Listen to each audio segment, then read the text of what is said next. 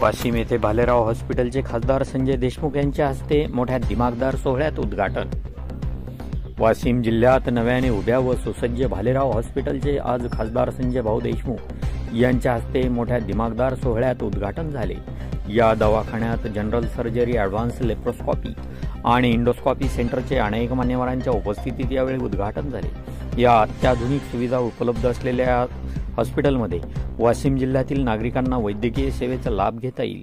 रुग्णसेवेच्या माध्यमातून डॉक्टर सात्विक दत्तात्रय भालेराव हे MBBS, FC, PS surgery, FMAS Mumbai fellow in upper in and lower GI endoscopy याबाबत शिक्षण घेऊन वैद्यकीय सेवा देण्याचा त्यांचा मानस आहे। या प्रसंगी जिल्ह्यातील अनेक राजकीय, सामाजिक क्षेत्रातील मान्यवर यावेळी मोठ्या संख्येने उपस्थित होते।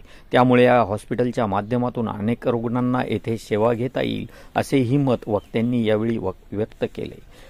इंडियन न्यूज 24 साठी वृत्तनिवेदक विजय शिवगजेसह रिसोड तालुका प्रतिनिधी नारायणराव पाटील।